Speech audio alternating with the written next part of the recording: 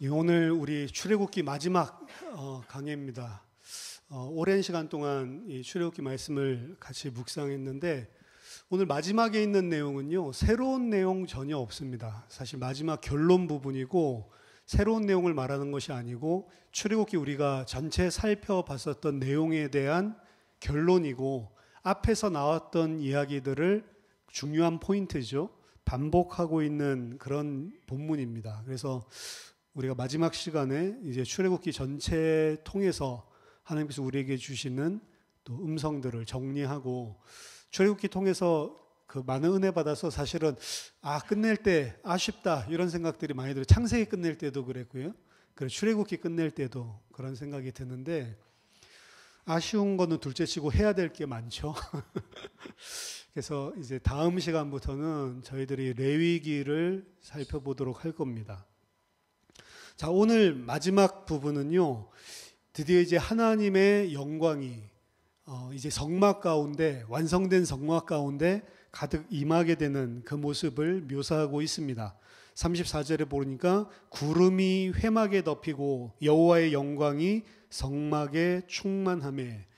자, 항상 히브리어 성경, 구약 성경들을 볼 때는 이 대꾸법을 많이 사용한다 그렇게 생각하시면 돼요. 그럼 여기서 구름이 덮는다고 그랬는데 뒤에 있는 절에서는 여호와의 영광이라고 돼 있죠. 우리가 구름이라고 하는 것이 여호와의 영광이랑 같은 의미를 하는 거다 그렇게 생각을 하면 됩니다. 그리고 회막에 덮였다라고 이야기하는데, 자, 이 두 번째 나오는 대꾸 두 번째에서는요, 항상 첫 번째 절에 나왔던 것들을 단순 반복하는 게 아니고요, 약간의 의미가 더 들어가 있습니다. 그러니까 구름보다는 좀 더 정확하게 여호와의 영광이라고 표현했듯이 여기도 보면 회막에 덮이고 회막을 덮고 있는 하나님의 영광을 첫 번째 절에 이야기하고 있다고 보면, 두 번째 절에서는 여호와의 영광이 회막 위에 덮는 게 아니고 성막 안에 충만하다라는 의미거든요. 그러니까 덮고 그리고 그 안에도 충만하고 이 성막이 완전히 하나님의 영광으로 가득 차 있는 그런 모습을 보여주죠. 자, 성막이라고 하는 것, 회막이라고 하는 것, 요 이야기는 하나님이 하나님의 백성과 함께 거주하는 장소입니다. 이제 이동하는 장소죠. 이동하지 않는 장소는 이제 가나안 땅에 들어가면 성전이 되는 것이고, 이제 이동할 수 있는 어떤 하나님의 백성 이스라엘이 어디를 가든지 함께 할 수 있는 형태로, 장막의 형태로 주어진 거죠. 그 장막에 하나님이 지금 함께 하기 위해서 온전하게 임재해 있는 모습입니다. 특별히 이 구름이라고 하는 것은 출애굽기 전체를 걸쳐서 하나님의 백성과 함께하는 이 하나님의 상징이었습니다. 처음에 출애굽기 13장 14장에서도 출애굽하는 순간, 그리고 홍해 앞에 그 애굽의 추격을 받고 홍해를 건너는 순간, 그때에 이스라엘의 전후에 왔다 갔다 하면서 함께하고 보호했던 게 이 구름의 존재였죠. 그 구름을 통해서 하나님이 그 백성들을 지키고 보호하고 지금 출애굽 시키신다. 너희들이 하는 게 아니고 구름, 하나님이 지금 너희를 출애굽하신다. 애굽 걱정하지 마라. 지금 구름이 그들이 가까이 오지 못하도록 중간에서 막아주고 있다. 이런 것들을 보여줬죠. 그래서 하나님이 출애굽할 때 주체가 되신다는 걸 보여준 거고, 출애굽기 16장 10절에서도 광야에서 이 구름이 하나님의 백성과 함께하는 모습을, 그리고 우리가 많이 봤지만 출애굽기 24장 33장 34장에서 이 시내산에서 하나님이 구름 가운데 임재하시는 모습을, 심지어 33장 34장에서는 금송아지를 숭배하고 하나님을 배역한 그들에게 또다시 임재하기 위해서 구름 가운데 나타나셨던 하나님. 그러니까 이 모든 게 다 섞여 있는 거예요. 출애굽할 때 시내산 가는 그 광야의 여정, 그 광야의 여정도 이스라엘은 사실은 불신앙하고 있었잖아요. 근데 그들과 함께하고 시내산에 도착해서 말씀을 줄 때에도, 그리고 그 말씀을 거역하고 이들이 금송아지 배반했을 때에도 다시 그들과 함께하는 그 상징이 구름이었습니다. 그래서 하나님은 지금 그의 백성을 출애굽하셨고 지금까지 인도하셨을 뿐만 아니라 영원히 함께한다라고 하는 것을 상징하는 게 이 성막 가운데 구름으로 임하시는 그 하나님의 모습인 것을 우리가 알 수가 있습니다. 그리고 이 구름은 단순하게 함께하는 임재만 이야기하는 것은 아닙니다. 오늘 본문 36절에서 38절 보니까 구름이 성막 위에서 떠오를 때에는 이스라엘 자손이 그 모든 행진하는 길에 앞으로 나아갔고, 구름이 떠오르지 않을 때에는 떠오르는 날까지 나아가지 아니하였으며, 낮에는 여호와의 구름이 성막 위에 있고 밤에는 불이 그의 구름 가운데 있음을 이스라엘의 온 족속이 그 모든 행하는 길에서 그들의 눈으로 보았더라. 이스라엘 백성이 가시적으로 하나님이 함께하고 인도하는 것을 본 거죠. 구름이 떠오를 때에는 이제 진행을 하라고 하는 거구나. 하나님의 인도하심을 받았고, 구름이 그대로 진 위에 머물러 있으면 이들이 장막치고 절대로 나아가지 않고 그 자리에 가만히 있었다. 그래서 이 구름의 역할은 임재뿐만이 아니라 온전한 하나님의 백성의 인도를 나타내는 겁니다. 구름이 움직일 때마다. 저는 이 본문 보면서 우리도 이렇게 해주면 얼마나 좋을까. 우리도 하나님의 인도를 받아야 되겠는데, 하나님 원하시는 일을 나는 하나님 안 원하는 일을 할 거야, 이런 사람은 없습니다. 그렇죠? 뭔가 마음에 어떤 일을 할 때에 이거 하나님이 별로 기뻐하시지 않겠다라고 하는 일을 어쩔 수 없이 우리의 육신의 죄악으로 말미암아서 할 때에는 어떻게 되죠? 떨리죠. 근데 그럴 때는 별로 하나님의 인도 이런 거 안 구하고 우리가 그래도 분명히 아니까. 근데 이제 중요한 것은 하나님 요새 이 더치 코인인가 이게 막 뜬다던데 이걸 사는 게 하나님의 뜻이겠습니까? 안 사는 게 하나님의 뜻이겠습니까? 이럴 때는 애매하잖아요. 그렇죠? 그럴 때는 뭔가 하나님 이거 살까요? 이 코인 투자할까요? 만약 이렇게 하면 구름이 확 떠오르면 이거 투자하라는 거구나. 구름 안 떠오르고 가만히 있으면 이거 아니구나. 그럼 비트코인은 어떨까요? 물어볼 수 있겠는데, 우리한테는 하나님의 인도 받을 수 있는 구름이 가시적으로 없잖아요. 그러니까 저는 옛날에 이거 봤을 때 진짜 좋았겠다, 이스라엘은. 나도 머리에 구름 같은 게 하나 둥둥 떠다니다가 이게 하나님 뜻입니까? 그럼 막 떠오르기도 하고, 그리고 다시 내려앉기도 하고, 이러면 진짜로 너무 인생 진짜 편해질 건데. 이전에도 옛날에 전도 많이 할 때에도 사람들이 이렇게 많은데 누구한테 이 복음을 전하지? 거의 대부분 건드리면 막 퇴짜 맞잖아요. 그럴 때도 이제 무슨 생각이, 진짜 하나님 이렇게 하지 말고 나한테 영안을 열어주가지고 오늘 진짜 이 복음 받고 구원 얻을 사람은 여기 빨간 점이 보인다든지 그런 게 있으면 퇴짜 맞지 않고 얼마나 편하게 우리가 복음 전할 수 있어요. 예수님 같은 경우는 보니까 나다나엘이 나무 아래 있을 때에도 내가 너를 봤다라고 하고, 사마리아 여인 찾아가는 거 보면 이미 알고 찾아가는 것 같고, 근데 우리는 몰라. 우리는 알지도 못하는데 그냥 했다가 욕 처먹고 내쫓기고, 진짜로 막 소금 뿌리는 사람도 있거든요.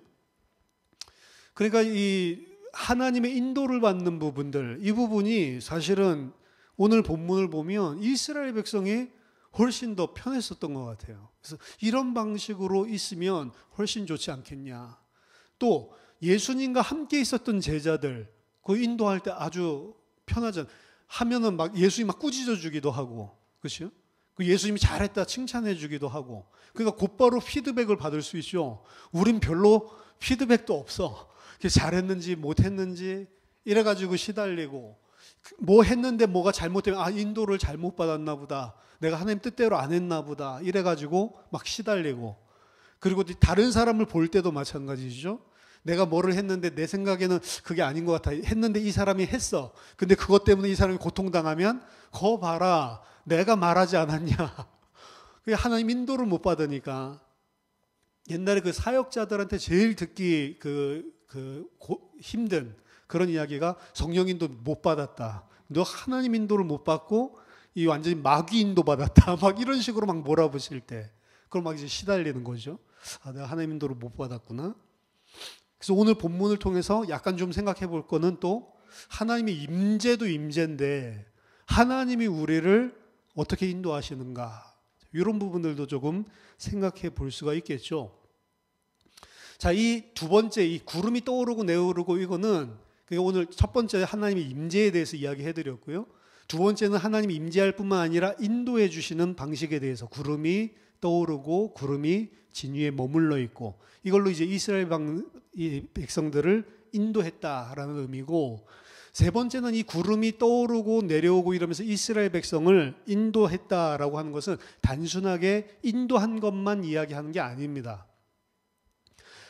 지금 구름이 떠오르고 그리고 내려앉고 여기에 전체적인 목적이 뭐죠? 가나안 땅입니다. 그렇죠?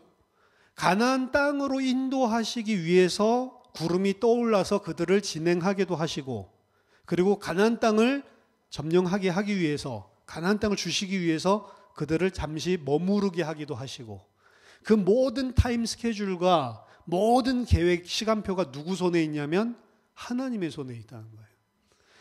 하나님이 임재하시는 이유는 이제 임재하셔서 끝이 아닙니다. 출애굽기 오늘 마지막이지만 끝이 아니에요. 아직 남아있어요. 출애굽기에서 끝나는 게 아니고 지금 이 구름 이야기, 구름 떠오르고 내오르고 이거는 앞으로 오경에서 계속 등장하는 내용입니다. 구름 가운데 하나님께서 함께 하시는 것은 앞으로도 계속 반복돼서 이야기 나오고요. 진 가운데 하나님께서 위치하셔서 구름으로 인도하시고 이스라엘 백성을 구름기둥 불기둥으로 계속해서 인도하시는 모습은 앞으로도 계속 등장하는 내용이에요. 계속 반복해서 등장합니다.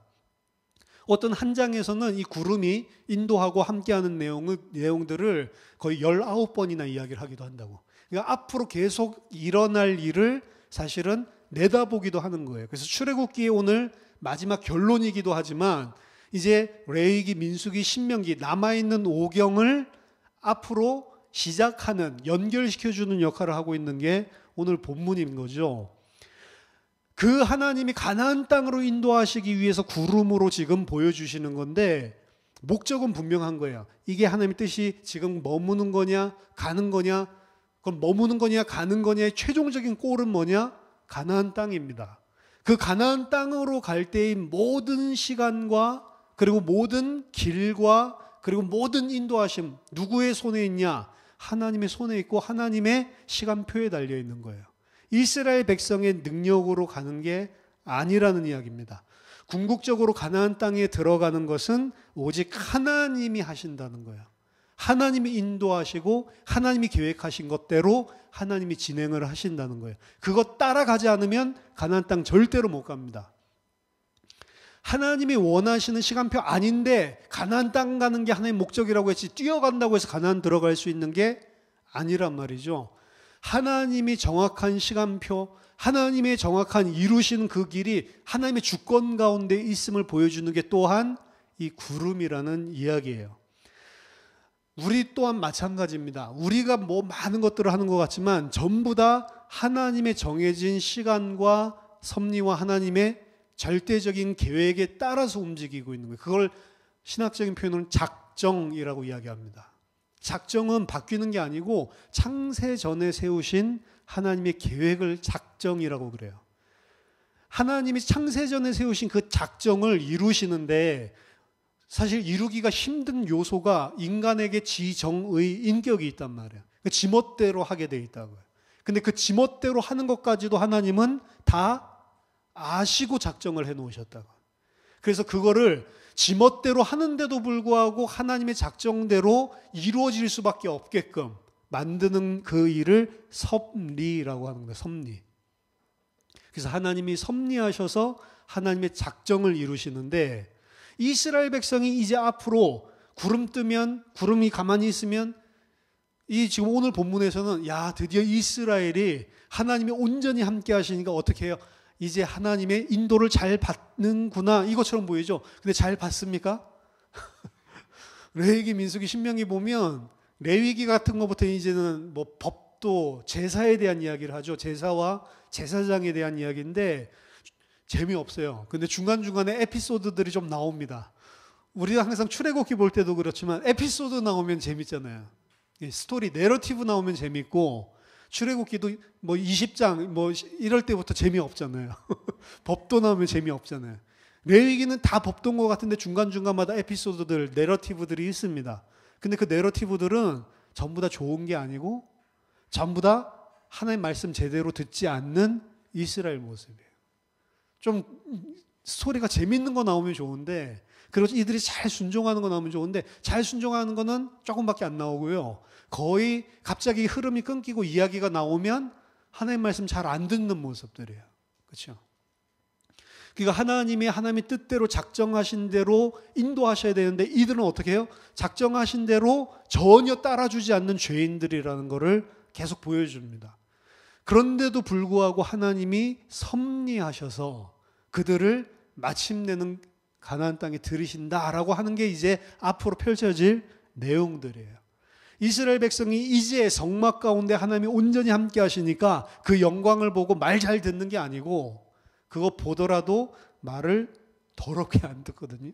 안 듣는데도 불구하고 하나님이 끝까지 창세전에 계획하신 그 일을 섭리하셔서 신실하심으로 하나님의 능력으로 이루신다라고 하는 게 앞으로 펼쳐질 이야기입니다. 이제 하나님의 임재는 더 구체적으로 성막 안에 임했는데요. 제가 온전한 하나님의 임재라고 표현을 했죠. 그 표현이 오늘 본문에서 나타나는 게 35절입니다. 35절에 보면 모세가 회막에 들어갈 수 없었으니 이는 구름이 회막 위에 덮이고 여호와의 영광이 성막에 충만하였습니다. 여기도 마찬가지로 회막 위에 덮이고 그리고 여호와의 영광이 성막 안에 충만한 것들을 보여주고 있는데, 그게 너무 충만하니까 지금 모세도 거기에 못 들어가는 거예요. 모세도 들어갈 수 없을 만한 하나님의 영광과 거룩이 성막 안팎으로 임해 있는 모습을 지금 보여주고 있는 겁니다. 자, 모세가 유일한 중재자죠. 모세만이 하나님의 얼굴을 보듯이 대화를 나누고, 그리고 모세의 얼굴에 광채가 날 정도로 하나님과 직접 대면해서 말씀을 받고 그 하나님의 영광을 말씀으로 나타내는 선지자 역할, 중보자 역할을 하는 자가 모세고, 사실은 이 오경뿐만이 아니고 구약 성경 전체에서 최고의 중보자가 모세인데, 그 모세도 하나님의 온전한 성막에 임한 그 영광을 보고 나아가지를 못하는 거예요. 이게 이제 모세의 한계점입니다. 모세가 아무리 구약에서 최고의 중보자 역할을 했다 하더라도 하나님 앞에 진짜 나아가서 면대면 볼 수 있는 존재는 아니란 말이에요. 왜 그러죠? 모세도 죄 있는 인간에 불과하기 때문에 그렇습니다. 인간이면서도 온전한 분이 오시지 않으면 하나님의 온전한 영광 속에 들어가서 그 영광을 우리에게 쉐어해 줄 수가 없는 거예요. 인간이면서 온전한 하나님, 인간이면서도 완전 죄 없는 그 중보자가 아니면 절대로 하나님의 영광을 그대로 우리에게 전달해 줄 수 없다라고 하는 이 부분은, 그래서 히브리서 나중에 3장 4장에 보면 모세보다 더 나은 중보자이신 예수 그리스도가 아니면 안 된다라고 하는 것을 사실은 보여주고 있는 겁니다. 하나님의 임재의 정도도 설명해 주고 있는 거고, 그리고 중보자에 대한 이야기도 하고 있는 거라고요. 지금 출애굽기 전체를 걸쳐서 그 전에 없었던 하나님의 임재의 모습이 오늘 이 성막이라고 하는 곳에 임한 걸 보여주는 겁니다. 어느 정도로 모세도 이젠 그 속에 들어갈 수가 없어요. 사실은 모세는 회막에 들어가야 되잖아요. 모세가 회막에 들어가서 우리를 위해서 이 제사도 지내줘야 되고, 그 안에서 특별히 속죄일에 이 하나님의 지성소까지 들어가서 해줘야 되는데, 뭐 지성소 성소는 불구하고 아예 성막 안에 들어가지도 못해요. 그게 이제 하나님의 영광이고, 그리고 모세의 한계거든요. 자, 이 오늘 34절에서 38절 이야기는 구약의 이스라엘에게 이런 의미를 가질 뿐만 아니라 오늘날 성도에게도 똑같은 거예요, 사실은.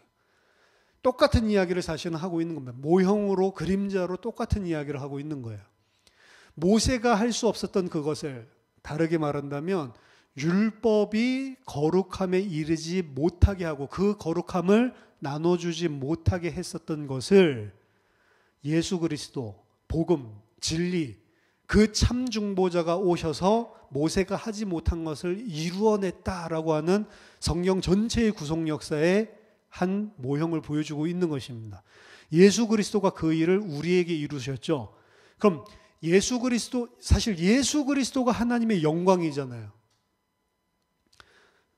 독생자가 오셨는데 그 영광을 보니 하나님 아버지의 영광이고 은혜와 진리가 충만한 자가 예수 그리스도잖아요. 그 예수 그리스도가 그래서 성전이고 성막이다라고 이야기를 했잖아요.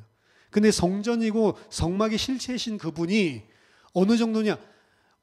지금 모세는 구약에 있는 하나님의 임재를 모형적으로 보여주는 성막에도 못 들어가는데 히브리서에서 뭐라고 이야기하냐면 손으로 짓지 아니한 장막, 하나님의 성전, 하나님의 보좌에 온전히 나아가셨고 이 휘장을 그 상징으로 찢는 것을 보여주셨죠. 자기 육체를 찢으심으로 하나님 앞에 나아갈 수 있는 새롭고 산 길을 열어주셨다라고 이야기를 했는데 예수 그리스도는 단순하게 성막에 가득한 하나님의 영광 그 정도가 아니고 진짜 하나님이 계신 곳, 이 세상에 속하지 않은 곳, 하나님의 면전에서 우리를 위해서 변호해 주시고 자신이 가지고 있고 하나님이 가지고 있는 그 영광을 우리에게 그대로 공유해 주실 수 있는 분으로 오셨단 말이에요.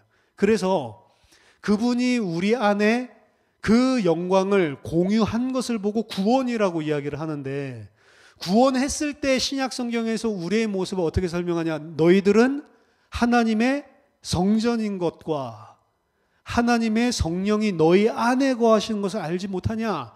고린도전서 3장 16절에 이제 우리를 성전, 우리를 성막 삼으시고 하나님의 성령이 우리 안에 가득 차 있죠. 하나님의 성령이 우리 안에 들어오시죠. 근데 그게 오늘 보면은 성막 안에 하나님의 영광이 가득 차 있는 것과 같은 이야기고, 그럼 성령만 우리 안에 들어옵니까? 아니요. 우리도 성령 안에 있다고요. 그래서 요한복음 14장부터 16장까지 보면은 알쏭달쏭한데 내가 너희 안에, 너희가 내 안에 이렇게 이야기한다. 오늘 회막 보면 회막 위에 하나님의 구름이, 영광의 구름이 덮고 있고 회막 안에 여호와의 영광이 가득 차 있고, 요것처럼 내가 너희 안에 성령으로, 그리고 너희는 성령 안에서 내 안에, 누가 안팎에 있는 건지 모를 정도로 우리 안에 사실 안팎의 경계가 무너져 버리는 거죠. 하나님으로 온전히 가득 차게 만들어주는 성전의 모습으로 바꿔주는 거예요. 사실 오늘 온전한 하나님의 영광이 임했다, 성막의 이 이야기인데 이 이야기가 우리 안에 이루어졌다. 신약의 우리 하나님의 백성들, 교회는요 아무리 부족해 보이지만 괜찮습니다. 오늘 본문에서처럼 뭐라고 이야기하니? 너희는 하나님의 영광 안에 들어가 있고 너희 속에도 하나님의 영광이 성령으로 가득 차 있는 사람, 이게 지금 하나님의 백성의 모습인 거예요. 우리 안에 죄된 모습이 있는데 상관이 없습니다. 이게 이루어지는 장면이 오늘 부분이. 그래서 지금 출애굽기가 사실은 애굽에서 나오는 게 구원을 상징하기도 하지만 사실 출애굽 전체로 본다면 오늘 이 장면이야말로 그들이 온전한 구원을 받은 하나님의 백성이 되는 거예요. 이제 하나님의 영광이 이제 성막 절대로 안 떠납니다. 이 시간 이후부터는 성막이 이스라엘을 두고 떠나는 법도 없고 하나님이 그 성막을 벗어나서 너희들끼리 가, 이런 법도 없어요. 이제 이 성전, 이 성막에 임한 하나님의 영광은 절대로 안 떠나요, 이스라엘을. 그래서 이 장면이 뭘 상징하는 거냐면 우리가 교회가 구원받았을 때 하나님의 성령이 우리 안에 내주하시고, 구약 성경에는 없는 성령의 개념이 내주라는 개념입니다. 내주는 솔직히 말씀드리면 물리적인 개념은 아니에요. 물리 공간적인 개념이 아니에요. 우리가 예수 그리스도를 영접하고 우리가 구원받을 때 성령이 우리 안에 계시다라고 하는 것은 어떻게 보면은 상징적인 영적인 표현일 뿐입니다.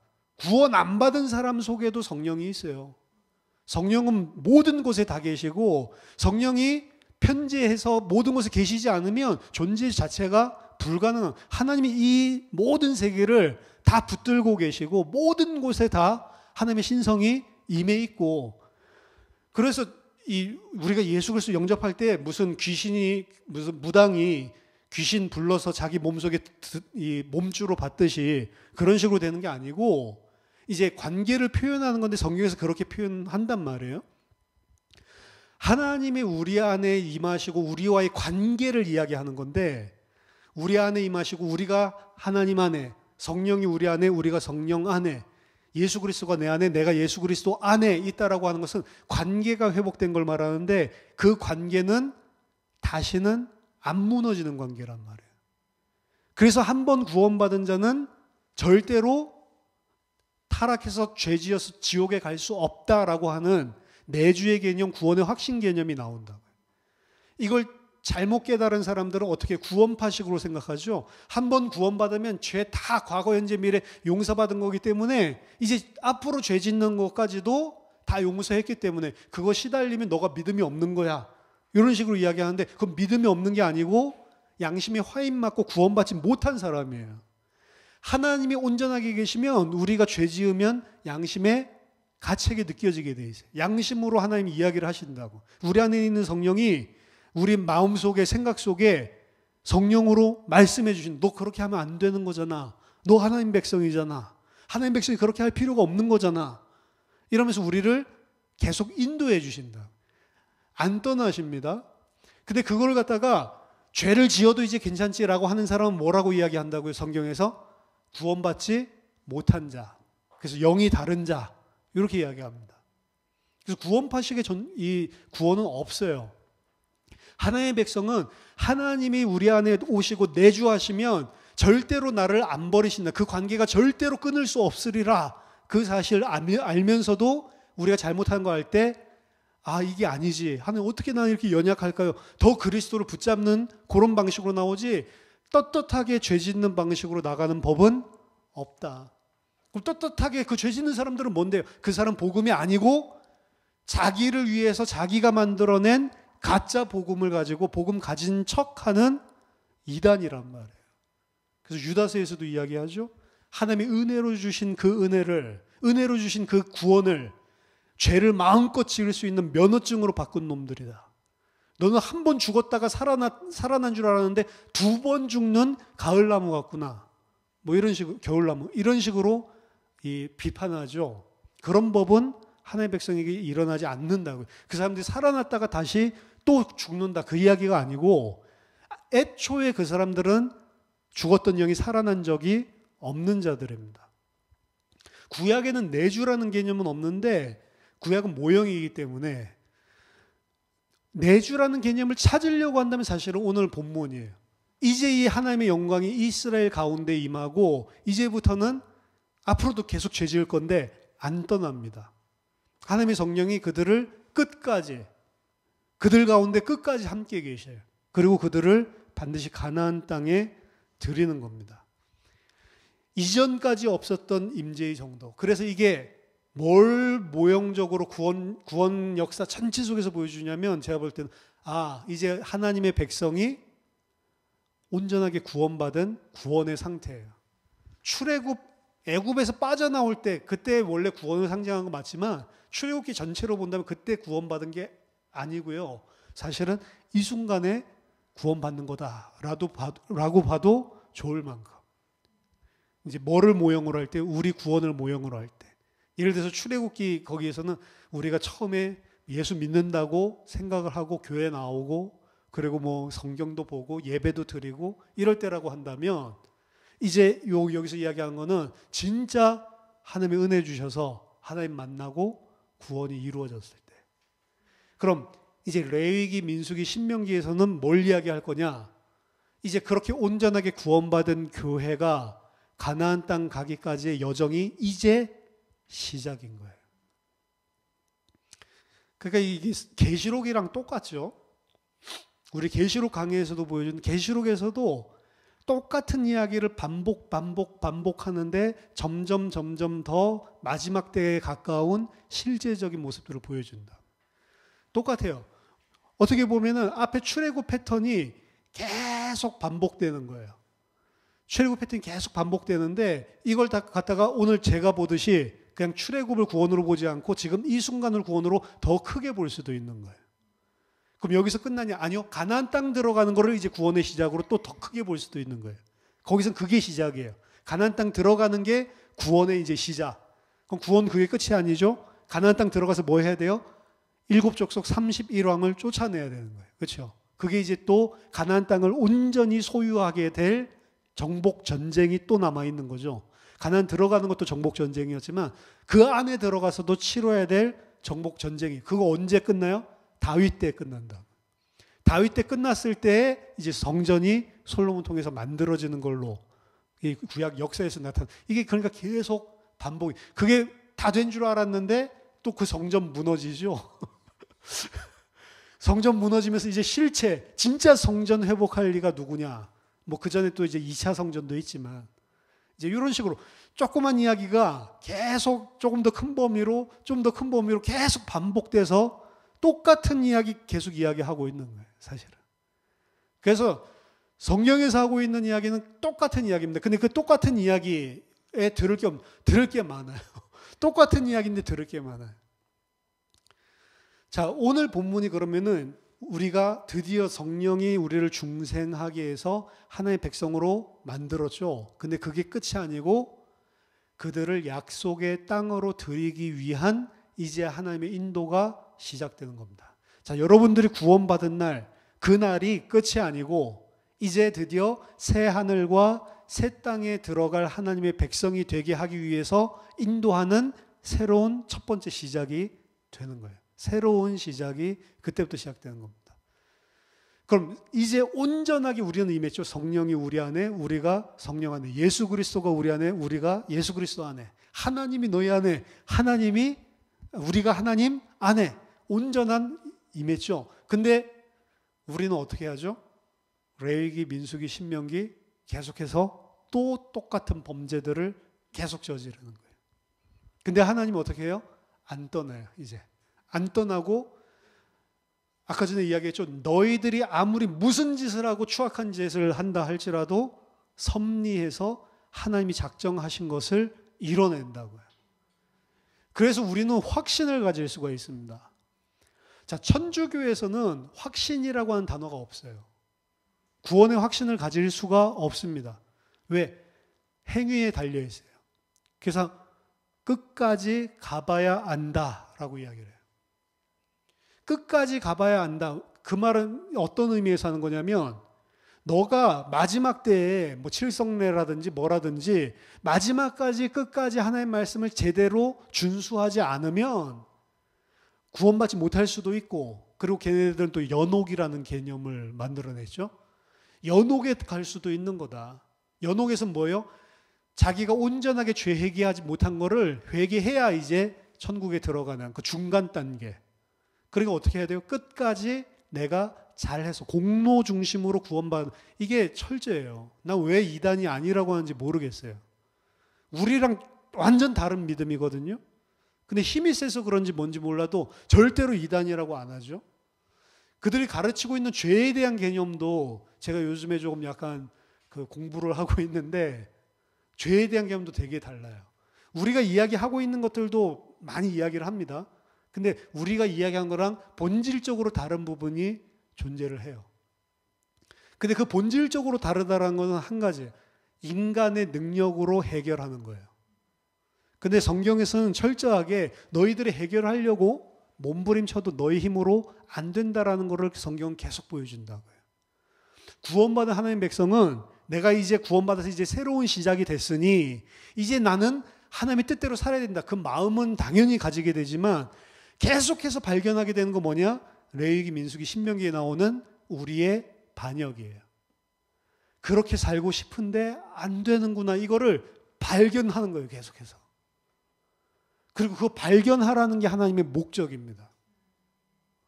우리를, 자, 이제 너희가 이렇게 은혜를 받았으니 잘 살게 됐지. 그게 하나님의 목적이 아니고요. 너희가 참 은혜를 아는 기특한 놈이구나. 이걸 깨닫게 해주시려고 우리 이 땅에 남겨놓으신 게 아니에요. 새하늘과 새 땅으로 하나님이 인도하시는데 그 새하늘과 새 땅으로 갈 때까지 반복적으로 계속해서 뭘 이야기해 주시냐면, 그 은혜 받았는데도 너 안 되지. 사실은 요거예요. 거꾸로죠. 우리의 삶이 나아진다 안 나아진다 그 이야기를 하는 게 나아지겠죠. 당연히. 은혜를 받을수록 나아지겠죠. 근데 나아짐과 비례해서 사실 정비례합니다. 안 된다는 것도 더 발견하게 돼 있어요. 다른 사람들이 봤을 때는 점점 더 나아진 크리스찬의 모습을 가지고 있는데 자신은 아니 염치가 없어요. 계속 하나님 앞에서. 왜 이 은혜를 받고도 이런 배은망덕한 죄가 내 속에서 끊이지를 않는 걸까? 왜 하나님이 이렇게 보호해 준다고 하는데 또 이런 것들 때문에 내가 시달리나? 그렇죠? 물 이야기들이 반복이 되잖아요. 그리고 먹는 거, 만나 이야기도 반복이 되고 매출하기 이야기도 반복되고 똑같은 사건을 두 번 써놨다 뭐 그렇게 볼 수도 있는데 사실 이게 출애굽기 안에서 이미 등장한 내용이잖아요.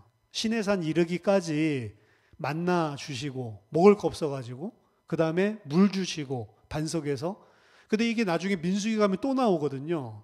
만나 달라고 하고 매출하기 달라고 하고 또 물 주고 이 사건이 똑같이 두 번 등장을 하는데 이스라엘 백성이 처음 출애굽 나와가지고 진행할 때 이 이야기가 등장하는 거고요. 이 전체 이야기로 보면 이제 가나안 땅 가데스바네아 바로 앞에 가기 전에 민수기에서 또 이걸 한번 건드려 준다. 그건 무슨 소리냐면 40년 내내 너희들이 처음 했던 그 짓을 똑같이 하고 있다 이거 보여주는 거거든요.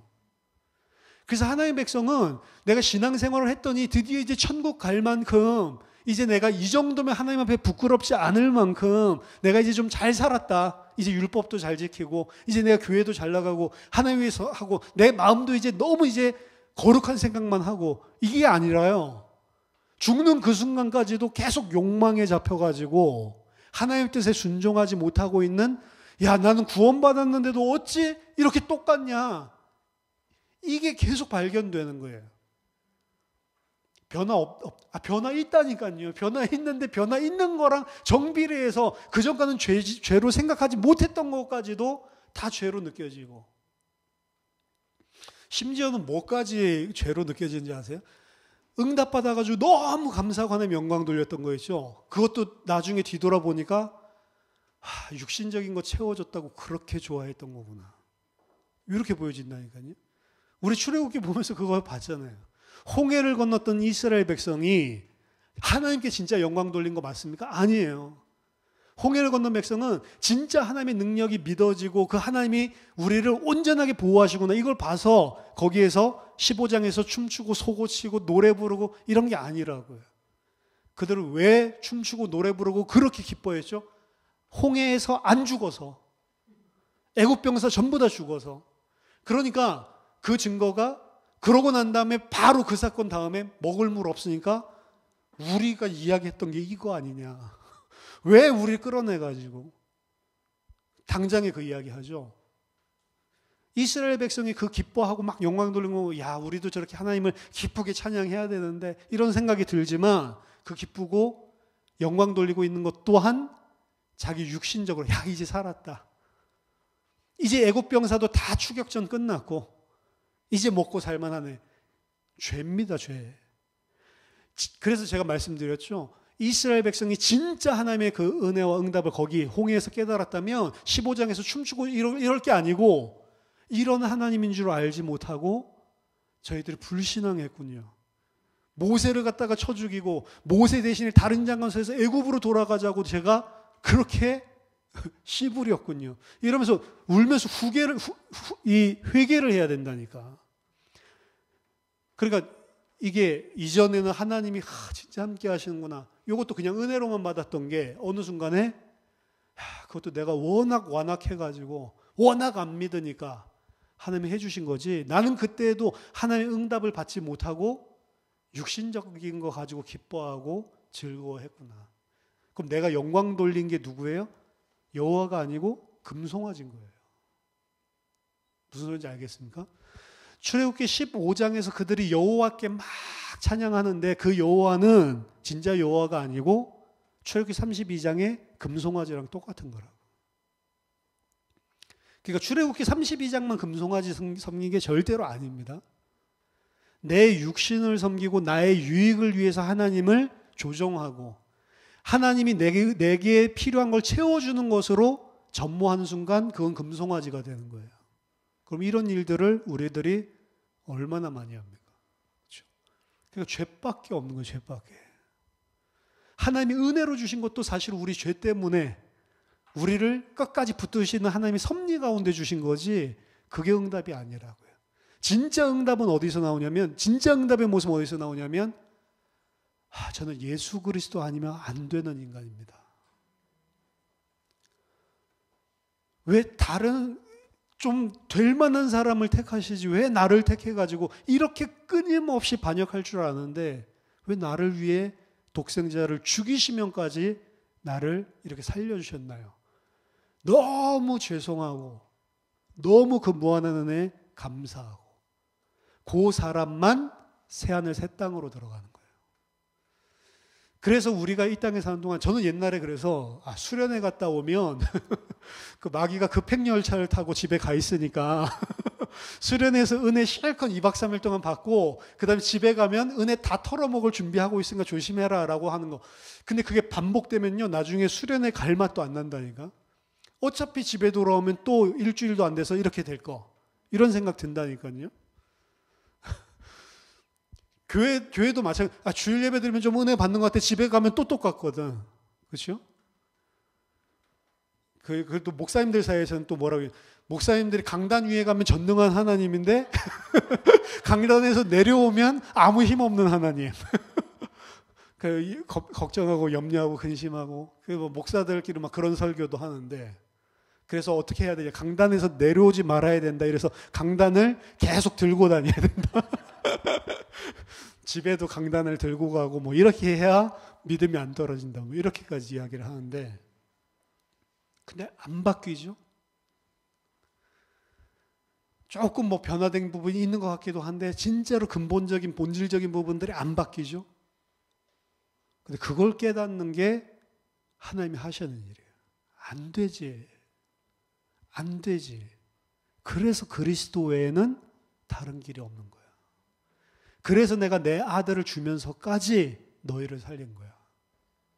과거, 현재, 미래의 죄 싹 다 그리스도가 짊어지지 않으면 너희는 절대로 안 되지. 요걸 깨닫는 겁니다. 그래서 성령의 내주는 좋은 것이기도 하지만 성령이 내주된다고 우리가 천사가 되는 게 아니에요. 여러분들이 부족한 부분을 발견해도 괜찮습니다. 근데 그 순간에 그 죄를 갖다가 마음껏 지어도 되는 그게 아니고 그 죄를 짓는 순간에 예수 그리스도를 그래서 주신 하나님께 감사를 드리는 거예요.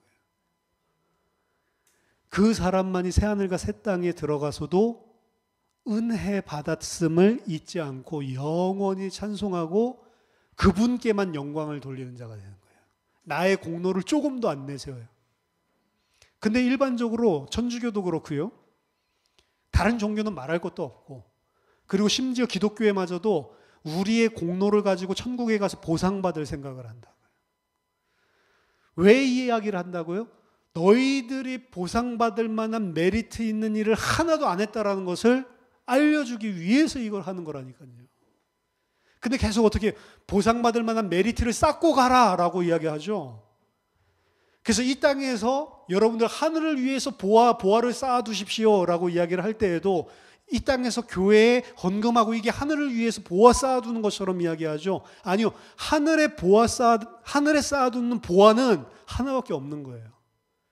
그 보화를 발견한 자만 사실은 보화를 알 수 있는데 그 하늘에 쌓아놓는 보화는 예수 그리스도밖에 없어요.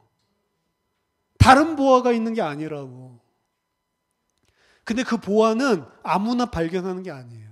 그래서 그 보화를 발견한 자는 이 땅에 있는 전 재산을 팔아가지고 그 보화가 숨겨진 밭을 산대요. 다른 사람이 봤을 때는 아무 가치 없는 밭인데 비유로 설명한 겁니다. 이 땅에서는 아무 가치가 없어요. 그 보화는. 근데 그 보화는 하늘에서 가치가 있어요. 어떤 가치? 영원한 가치. 그게 하늘의 보화를 쌓아두는 겁니다. 이 땅에 있는 것들을 다 줘도 사실은 그걸 살 수 없는 priceless, 값으로 매길 수 없는 보화예요, 사실은. 값으로 먹일 수 없는 것들을 내가 받았기 때문에 감사해야 하는 거예요. 근데 거기에 가서 내 공로 자랑질을 하려고 한다고요? 아니에요. 상급은 여호와입니다. 상급은 예수 그리스도예요. 우리가 받을 상급 하나밖에 없어요. 이 땅에서 좀 잘 신앙생활 한 사람은 무슨 이 더 좋은 거 받고 그런 거 없습니다. 그러면 또다시 1등만 알아주는 더러운 세상인 거예요. 천국에서는 무한한 기쁨이라면서요. 근데 무한한 기쁨이 있어야 될 곳에 가보면 어떤 사람은 막 황금, 막 다이아몬드 박힌 거 하고 다니는데 나는 그냥 뭐 이 베레모 같은 거 쓰고 다니고 이러면은 뭐가 그렇게 무한해요. 내가 이럴 줄 알았으면 그렇게 할 걸, 그렇게 할 걸, 이거는 껄껄껄거린다 뭐 이런 이야기들 하는데 그런 법이 없어요. 천국 가면 다 똑같습니다. 다 하나님의 아들들, 다 그리스도와 같은 영광, 전부 다 쉐어하고 공유하게 돼 있어요. 그래서 그럴 가치가 없는데 그리스도랑 똑같은 면류관을, 그리스도와 똑같은 영광을 나에게도 동일하게 공유해 주시기 때문에 절대로 하나님 앞에 감사하고 내가 한 게 아닌데 왜 나는 이런 가치가 없는, 이렇게 이야기하는 게 천국 갈 사람. 아니고 내가 한 거 따지는 놈, 이거는 지옥 백성. 제 이야기가 아니고 마태복음 25장에도 나오죠. 그리고 마태복음 7장에도 나오죠. 염소들은 뭐라고 이야기하죠? 우리가 언제 주님을 안 입혀줬고, 우리가 언제 주님한테 물 안 줬고, 우리가 언제 주님을 위해서 그렇게 안 했습니까? 라고 이야기하죠. 그 말은 뭐죠? 주님 위해서 우리는 열심히 다 했잖아요. 근데 양들은 뭐라고 하죠? 우리가 언제 주님을 입혀줬고, 우리가 언제 주님이 목마를 때 물 줬고, 우리 한 적이 없는데요. 그렇게 이야기하죠. 천국에서 쫓겨남을 받는 마태복음 7장에 나온 거짓 선지자들, 악한 자들, 불법을 행하는 자들 또한 우리가 주의 이름으로 귀신을 쫓아내고 주의 이름으로 권능을 행하고 주의 이름으로 많은 일들을 행하고 주의 이름으로 선지자 일을 하고, 근데 우리가 왜 몰라요? 이렇게 이야기하죠. 그것 때문에 모르는 거예요. 자기의 공로를 가지고 당연히 대가를. 바리새인이 착합니까? 못했습니까? 착하죠. 바리새인 하나님 말씀대로 살려고 합니까? 안 살려고 하죠. 근데 살려고 하는 게 하나님 백성이 아니라고요. 왜? 살려고 하면서 이들은 어떻게 생각했어요? 그 의를 가지고 구원받을 수 있다라고 생각했다. 근데 하나님의 백성이라고 예수님이 이 사람이 바로 하나님이 기뻐하시는 자고 이 사람이 바로 하나님의 백성이다라고 하는 자들은 겉으로 전부 다 세리고 창녀고 죄인들의 모습이에요. 근데 이 사람들은 한 가지를 알아요. 우리 모습으로는 절대로 구원받을 수 없는 죄인이다. 이걸 알아요.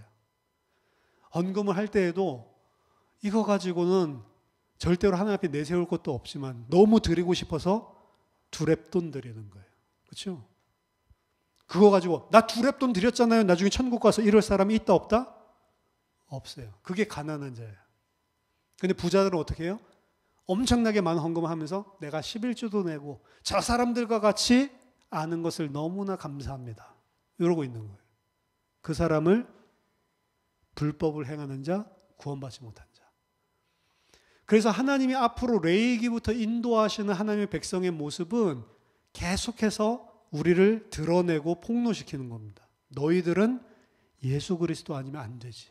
그리고 그 사실을 분명하게 각인시켜서 어느 정도로 지정의를 가지고도 절대로 하나님을 배반하지 않을 자, 영광을 돌릴 자로 바꿔가는 과정이 이제 구원받는 순간부터 시작되는 거예요. 출애굽 끝이지만 이제 시작입니다. 그리고 레위기부터 이 신명기까지 나오는 이 모습은 이스라엘 백성의 패악한 모습이 아니고 우리의 모습들이에요. 근데 이스라엘 보면은 이 객관적으로 보니까 답답해요. 구름 기둥에 있는 걸 쳐다보면서도 저런 짓을 하고 있어? 나 같으면 안 그러겠다. 구름 기둥이 저기 있는 걸 보면서도 그러고 있어? 불 기둥이 밤에 지켜주는 걸 뻔히 보면서도 먹을 거 없다고 고민하고 있어? 이렇게 생각하는데 아니라니까요. 이게 우리라니까요.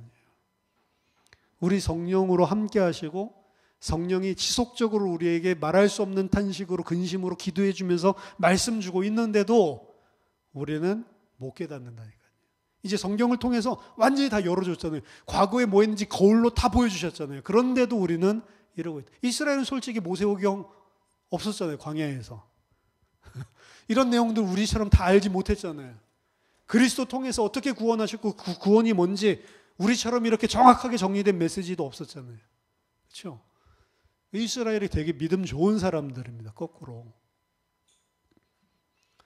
그 다음 한 가지, 마지막 한 가지 더 나누는 건, 그럼 인도 어떻게 받냐? 아까 제가 말씀드린 거. 성령 인도 어떻게 받습니까?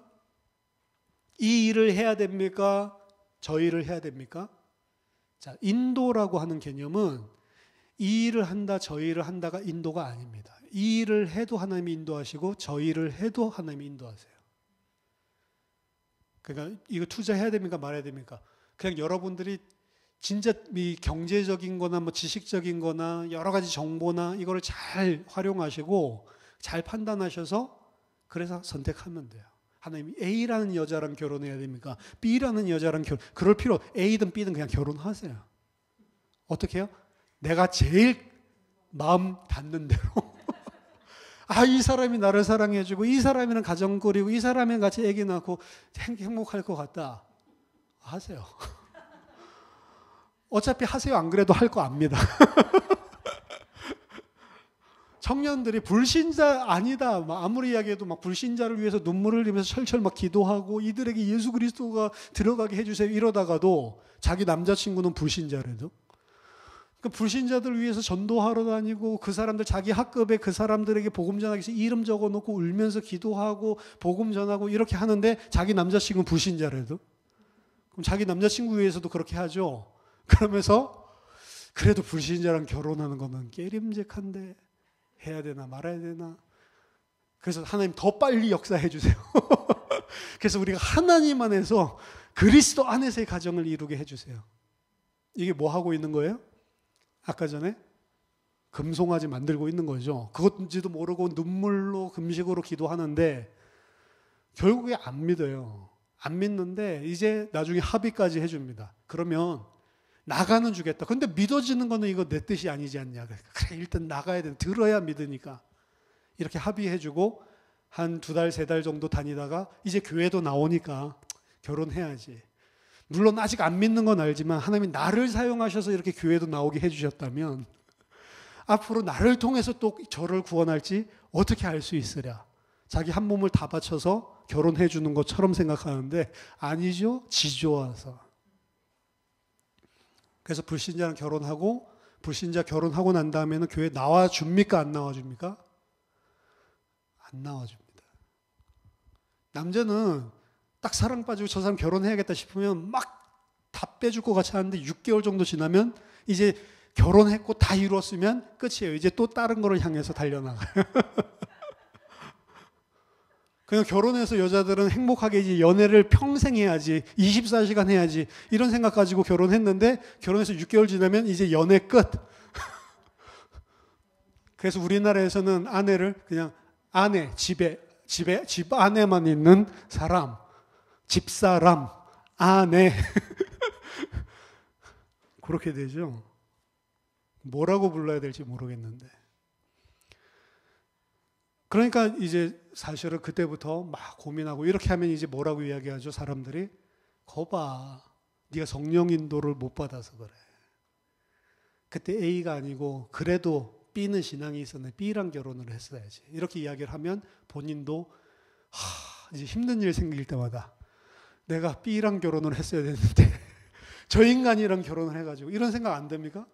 성령 인도를 못 받아서. 아닙니다. 하나님의 섭리는 아까 말씀드렸지만 A를 하든 B를 하든 상관이 없어요. B가 잘 믿는 줄 알았는데 결혼했더니 믿음 하나도 없는 인간일 수도 있습니다. B가 목사 후보생이야. 결혼했더니 믿음 하나도 없는 그냥 목사 종교인 이럴 수도 있어요. 몰라요. 근데 A를 하든 B를 하든 나는 내 땡기는 대로 자신은 하게 돼 있고 내 땡기는 대로 했는데 일어나는 것들이 어렵다, 고난이다. 내 땡기는 대로 했기 때문에 고난이구나. 그 소리가 아니고 뭘 해도 고난입니다, 사실은. 여러분 생각했을 때 그때 그걸 했더라면 지금 괜찮을 건데 지금 생각해 그때 그거 해도 지금 그 꼴입니다, 사실은. 그래서 하나님은 A를 할지 B를 할지 그걸로 인도하는 게 아니에요. A를 해도 인도하고요. B를 해도 인도합니다. 아무렇게나 살라는 게 아니에요. A를 할지 B를 할지는 성령을 통해서 우리에게 말씀을 계속 하시는데 우리는 그거 안 듣는다니까요. 안 들어요. 결국에는 내가 땡기는 대로 하게 돼 있어요. 근데 하나님 그걸 안다 모른다? 아신다고요, 하나님이. 저놈은 그렇게 말씀 은혜 주고 이렇게 해도 잠시뿐이고 결국에 돌아서면 지 땡기는 대로 한다. 그거를 아세요. 근데 그 지 땡기는 대로 하고 지 마음대로 하는 것들을 다 포용하면서도 하나님은 우리를 구원해내신다는 게 오경 이야기예요. 이런 완악한 죄인인데도 하나님은 신실하게 이뤄내더라. 그게 성경 이야기예요. 그러니까 이게 진짜로 우리에게는 하나님의 보좌 앞에 담대히 나아갈 수 있는 근거가 되는 겁니다. 그 일을 그리스도 안에서 이루신 거거든요. 그래서 여러분들이 이걸 하는 게 하나님 뜻입니까? 저거 하는 게 하나님 뜻입니까? 라고 뭐 세상 일을 예를 들어서 직업을 A를 가는 게 맞습니까? B를 가는 게 A든 B든 여러분들이 생각할 때 여러분들이 잘할 수 있고 그리고 여러분들이 이 땅에 살아가는데 가장 도움이 될 수 있고 이런 것들 잘 연구하셔가지고 그래서 결정하셔서 하시면 된다고요. 비트코인 사야 됩니까? 말아야 됩니까? 그것 때문에 벼락부자가 그 욕심 부리지 말고 비트코인 사서 잘 된 사람이 있으면 왜 잘 됐는지 왜 비트코인 뭔지도 모르면서 저거 사면 돈 되더라 이렇게 사는데 그냥 공부해 보시고 아 이건 투자해도 되겠다 싶으면 투자하시라고요. 뭐 몰빵은 하지 마시고. 그거 목사님한테 물어보지 마세요. 몰라요 비트코인. 주식 몰라요. 목사님 이 남자랑 결혼 몰라요. 내가 그 인간 어떻게 알아. 어떤 사람 목사님이 하지 말라고 그랬는데 아니요 목사가 해라고 그래도 결혼해 보면 힘들다니까. 그럼 나중에 목사 뭐라고 하죠. 그렇죠? 목사가 하지 말라고 그러면 목사가 이제 할 말이 있는 거고 하지 말라고 했으면 목사가 하라고 했는데 안 했으면 그러면 이제 그 사람한테 이제 목사가 또 말할 수 있지만 목사 말을 다 순종해도 이제 그 사람이 더 갑이 돼 버린다. 저 목사 이야기 듣고 내가 A든 B든 상관없어요. 내비게이션, 그래서 하나님의 인도 내비게이션이라고 그랬죠. 우리가 목적지를 이탈하면 거기서부터 새롭게 경로를 이탈하였으므로 다시 새로운 경로를 잡습니다. 거기서부터 또 잡았어. 결국엔 어디로 끌고 가요? 뭐 내비게이션 계속 제대로 못 보는 사람들이 있더라고. 50m 후에 좌회전 하라는데 확 지나가 버리고 그런 사람들이 있어요. 그래서 지나가면 갑자기 또 돌아가면서 경로를 새로 검색합니다. 또 잡아주죠. 약간 느릴 수 있죠. 근데 그런 것들까지도 다 감안해서 하나님이 정해놓은 시간표에 정확하게 가게 만들어놓는다. 얼마나 감사해요. 하나님의 인도는 그런 것입니다. 여러분들이 뭐를 했든지 잘못된 선택 없어요. 과거에 그랬더라면 그거 없습니다. 그것도 하나님의 인도 속에 다 들어가 있고 그 선택 때문에 하나님이 여러분들을 새하늘과 새 땅에 살 영원한 하나님의 백성을 만드는데 아무런 방해를 받지 않을 뿐만 아니라 사실은 방해가 아니고 그것을 통해서 하나님께서 지금 일하고 계시는 거예요. 그래서 과거에 대해서 여러분들이 이랬으면 저랬으면 그런 생각들을 하지 마시고 과거에 실수하고 죄 지은 것까지도 그것 때문에 붙들려 있지 마시고 지금 새롭게 인도하신다. 출애굽기 오늘 여기서부터 이제 새롭게 인도하신댔죠. 이게 이제 우리에게도 우리에게도 새롭게 인도하신다. 그래서 과거를 우리가 과거의 상처에 안 매여 있고 떠날 수가 있는 겁니다. 그래서 하나님의 백성들은 과거 상처 이런 거 가지고 있는 게 아니에요, 사실은. 하나님이 어떻게 인도하시는지를 안다면 그 과거에 매여 있지 않습니다. 그래서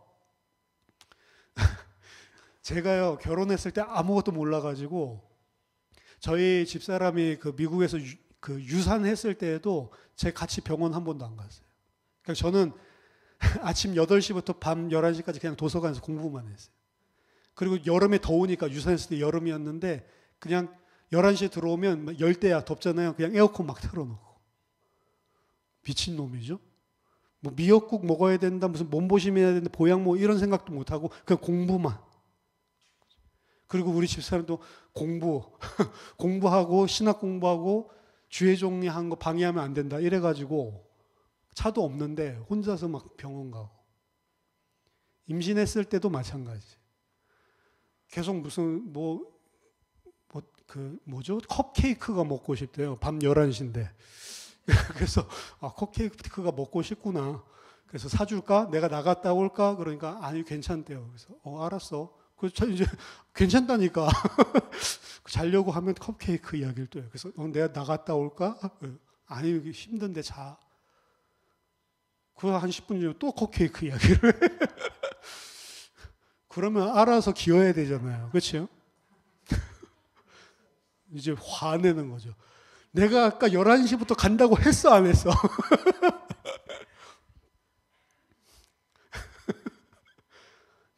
그게 쌓인 게 얼마나 많겠습니까? 그렇죠? 그러니까 지금도 이제 사람들 만나서 이제 애 키우고 이런 것들 힘든 거 이런 사람들 만나면 이제 저를 당연히 깔 수밖에 없는 거죠. 그렇죠? 그리고 제가 생각해도 야, 왜 그랬지? 그거 그냥 한 번 이야기했을 때 11시에 본인이 싫다고 그래도 나중에 이제 그 애 다 낳고 이런 이야기 하니까 그때도 이제 왜 그런 이야기를 하냐? 그것도 뭐 먹으러 갈 건데 이제 그 결정하고 막 선택하고 막 이런 거 그러다가 또 나가면 또 화나가지고 그때도 그때 가고 싶고 했으면 빨리 이야기하지 괜히 12시 넘게까지 질질 끌어가지고 이런 이야기를 했는데 왜 그랬냐? 공부하고 힘든데 방해될까 봐. 오히려 저를 배려해 주는 건데. 그러니까 이제 그런 것들 쌓인 것들이 여자들은 많이 있어요. 제 이야기만 하는 게 아닙니다. 많이 있는데 그런 것도 이제 상처를 털어내시고 뭐죠? 우리의 모든 과거들도 다 하나님이 인도하는 과정 속에 있었다. 그렇죠? 이제 억울한 입장뿐만 아니라 잘못한 놈도 그걸 통해서 내가 워낙 못 깨니까 다른 사람 상처 줘가면서까지 하나님이 나를 그렇게 인도해 주셨다. 그래서 과거의 상처에서 벗어날 수 있는 것이 그리스도를 통해 구원을 주신 하나님이 어떻게 함께 하시는지를 아는 사람입니다. 그래서 그런 것들이 있으면 사람에 대한 원한 이런 것들도 다 털어내 버릴 수가 있는 거예요. 그것들을 통해서 하나님이 이렇게 인도해 오신 게 지금이라. 그걸 인정한다면 이제 앞으로 일어날 일들도 그렇게 해석하기만 하면 되는 겁니다. 인도받는다라고 하는 것은 그래서 뭐를 잘했더니 인도받았고 뭘 못했더니 인도 못 받았고 이런 개념이 아니란 말이에요. 우리는 계속해서 부족하고 잘못된 선택을 한 경우가 너무 많은데도 불구하고 하나님이 인도해 주시는구나. 안 떠나시는구나. 그게 인도예요, 사실은. 그걸 통해서 우리를 그리스도를 배우게 만들어주는 거예요. 그걸 통해서 우리는 그리스도가 아니면 안 된다라는 사실을 철저하게 우리를 깨닫게 만드는 방향으로 인도하고 계신 거기 때문에 A든 B든 이게 인도의 개념 절대로 아닙니다.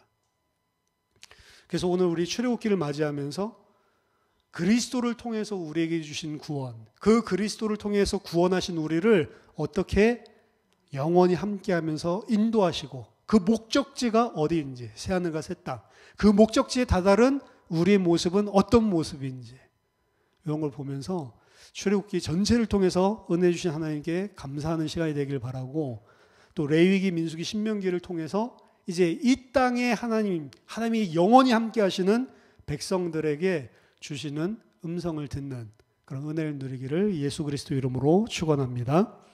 기도하겠습니다.